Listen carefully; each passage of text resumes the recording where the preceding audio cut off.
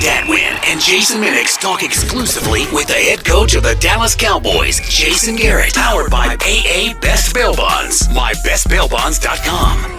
The Dallas Cowboys beat the Washington Redskins 31-16. It is the Blitz, 1250 ESPN San Antonio. Let's talk about it with the head coach of the Dallas Cowboys, Jason Garrett, joining us now, brought to you by AA Best Bail Bonds. Coach, congratulations on the win last night. Being a late game, dealing with some injuries, schedule's a little off today. First, let's start there with the bad news, and then we'll get to the good. DeMarcus Ware, we're hearing, out about a month? Well, I don't know about that. He strained his quad in the game last night and couldn't come back in the game. So we're taking his situation day by day. And, obviously with all of our players, we're going to make sure they're healthy before we put them back out there. But sometimes those timetables, there seems to be a rush to make everyone know how long he's going to be out for and all of that stuff. We'll take it day by day and just see how he does.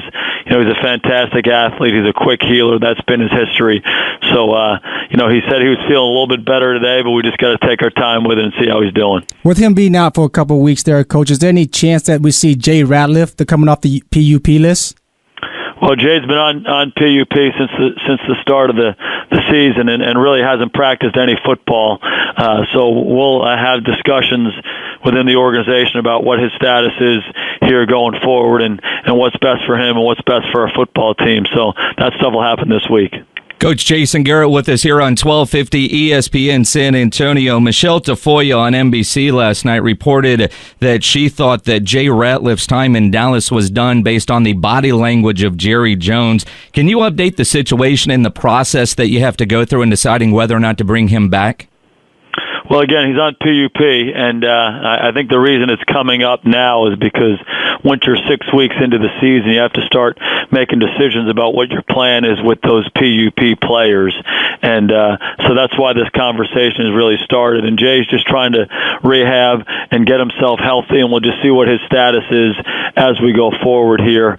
And, we'll make the decisions accordingly. Coach, the other injury is DeMarco Murray. With that situation, how is he doing, and what's his status? He's got a sprained knee, and again, obviously he couldn't come back into the ball game last night. Joseph Randall and Philip Tanner played once DeMarco was out, and we'll see how he's doing as the week progresses. He's a tough guy, and he's a guy who typically responds well to these kinds of things, but he said he was feeling a little bit better today, and we'll take a situation day by day. Again, we'll never put any player out there before they're ready to go physically, and we'll just see how he progresses as the week goes on. With DeMarco Murray, he's really underrated as a pass pro or pass protector. And I noticed that you put James Hanna in there. Is that because you didn't trust Tanner or Joseph during the game? Well, actually, it was part of the package going in. We went to that really early on with that personnel group. That was 2 tight ends and 3 wide receivers that we put out there. I think we put them out there on the 3rd play of the game. So we were going to have a little bit of that package in anyway. And then, when DeMarco went out of the ball game, we decided to expand it a little bit. But that was part of our game plan. We thought that could be favorable for a couple different reasons. Both those young guys, Philip and Joseph, they've proven that they're real willing to protect. Philip's been a guy who we've put in that situation before, and he seems to handle those pass protection looks fairly well. Joseph hasn't done it quite as much, but he did a pretty decent job in his first exposure last night.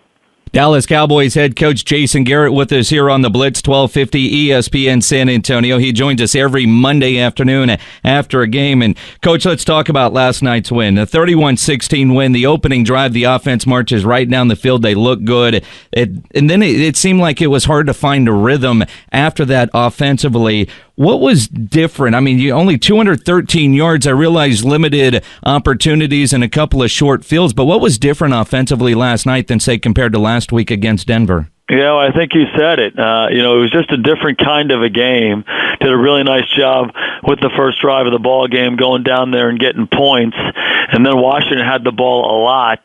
And then, there were some really interesting plays that were good for us, but sometimes they limit the statistical output of the offense. When you return a punt for a touchdown and you return a kickoff 85 yards, and then late in the game you get a sack fumble on the 3-yard line.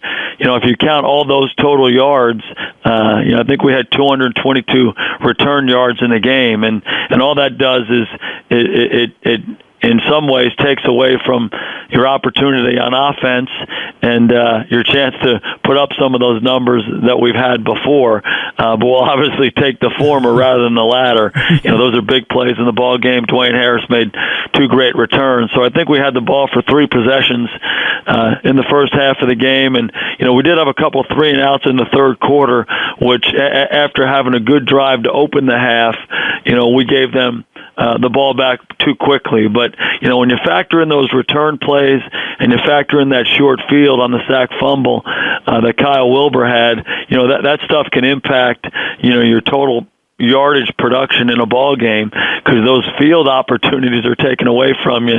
And again, we'll take those returns any day of the week. I do think the offense did a good job after getting the real favorable field position, the one on the plus 15-yard line and one on the plus 3. I think the offense did a good job just simply cashing in on those drives and scoring touchdowns. Those are big sequences in the game. And you're talking about cashing in and scoring touchdowns. That was, I think, this season, you think about it, red zone offense has been up and down a little bit, but last night, 4 trips, 3 touchdowns, and a field goal. What did you guys do differently in that game last night, Coach? Well, more than anything else, we just executed plays. We were able to run the ball well. DeMarco ran one in earlier in the game, and Tony made a fantastic play. They blitzed us off the front side there, and Tony made the nickel Sam linebacker miss and threw a great ball to Terrence in the corner of the end zone for a touchdown. And then, we got a chance down there at the end of the game. Joseph Randall made a good run off the left-hand side, got a little help from Travis Frederick, and we punched that one in too. So, that's critical because sometimes when you get the ball in those really favorable situations on offense, you get a little bit surprised, and you have to go out there and you have to execute plays, starting to drive in a situation where you don't typically start it. So sometimes you don't really have the rhythm that you need to have. You're right into this tight red zone mode or this regular red zone mode from the 15-yard line, and in both those cases we cashed in on those takeaways. Takeaways were going to be a big part of the game. The special teams was going to be a big part of this ball game. I thought we did a good job in both those areas, and when the offense got a chance, they put the ball in the end zone, and it was a really good team win for us. Dallas Cowboy head coach Jason Garrett here on 1250 ESPN San Antonio. Let's talk about that defense. And out of curiosity, Coach, do you have all those guys' names memorized? Because I admittedly, there were a couple times where I was looking online to see who certain guys were that were in there. Well, we're around them every day, so we know those guys, and but your point's well made. We got a lot of guys on our team, particularly on that defensive line, who weren't here with us the start of training camp. In some cases, weren't here with us in training camp or in the preseason at all. We signed them after we started into the regular season, and they've done a nice job stepping in. Rod Marinelli and Leon Lett do a great job with those defensive linemen, and I think as much as anything else, they've gotten themselves into the mode of how we want to play. And when you think about replacing a guy like Anthony Spencer, a guy like Jay Ratliff, replacing Tyrone Crawford, those are 3 of our best defensive linemen.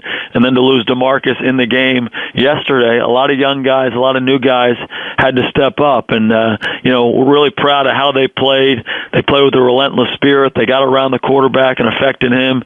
And, there's a lot of room for improvement for everybody. But I do believe if you play with that kind of spirit and mentality, you have a chance to be a good football team. Coach, over the last several weeks, there's been a lot of talk about Monte Kiffin in that defense. And last night, Rod Marinelli got a lot of TV time, mainly because it was assumed that he cost your team 15 yards. But what impact has he had on this coaching staff and on these players? Well, I'll talk about both of them real quick. I mean, those guys are really, really almost legendary coaches. They've been around this league and been around football for a long, long time. And I just know as someone who, as much as anything else, is a football fan and loves the idea of things being done the right way, and I love the idea of having great coaches around our football team. I know I learned something from those guys about coaching, about football, and about life on a daily basis. And I think our players feel the same way. They're fantastic in the meeting room. They're fantastic on the field. I think they have a philosophy that they believe in and we believe in, and they try to instill that in our guys each and every day. And they embrace teaching. They embrace coaching. They embrace coaching a lot of different kinds of guys. And we've had, like I said, we've had a few different defensive linemen playing for us, and they grab those guys and get them ready to play. And both Kiff and Rod do such a great job individually, but they also work really well together. They've been around each other for a long, long time, and they feed off of each other. I think our players feel that. Our players benefit from that. And, Coach, you talk about those defensive coaches there, and you got a big challenge coming up here this week against Philadelphia and Chip Kelly. Is there enough sample size of Chip Kelly's offense in the NFL, or do you have to go back to Oregon to watch some of those tapes? Well, it's a good question. We've watched some of the Oregon stuff in the off season, but now they've played 6 ball games and they played in the preseason, so there is plenty of tape of the Eagles playing on offense, and you see a lot of the same things that we saw that he did at Oregon. It's an up-tempo style. They like to spread you out, and they're very effective running the football from those sets. LaShawn McCoy is one of the great players in this league, and he is simply a dynamic back, a dynamic football player who, when he gets out in space, he's really, really hard to tackle. He's very fast, quick, elusive, explosive, all the words you want your running back to be. He's that. And, he fits really well into this spread out type offense. So they play with that fast tempo that he played with in college, and they spread you out and create a lot of space, same way that he did up there at Oregon. So a lot of challenges when facing these guys. And, Coach, with Nick Foles in at quarterback, Michael Vick out, how much more of a challenge is that to prepare for him as opposed to Vick because you don't have as much tape on Nick Foles? Well, we'll see what they do. Michael Vick has been out with an injury, and in his place, Foles has played very well. Had another good game yesterday against Tampa. He's more of a pocket passer than Vick is. Michael Vick has proven that he can throw from the pocket and obviously make a ton of space plays, running the football. So, they're different in their style. I do think they play a similar style of offense regardless of who the quarterback is. Again, it's a spread out type of offense, typically in one back, where they feature that runner. And a lot of what they do in the passing game comes off of what they're doing running the football. So regardless of who the quarterback is, we got to prepare for that scheme. And then obviously if Michael Vick's the quarterback, he's a guy who can make so many plays with his feet. So we got to kind of try to contain him as best we can. Coach, we going up to Philly. I always tell those guys a story about how we go up to a city and we try to try their food, whatever the food and what kind of culture it is. So as a head coach of the Dallas Cowboys, Philly cheesesteak, is it Pat or Geno's?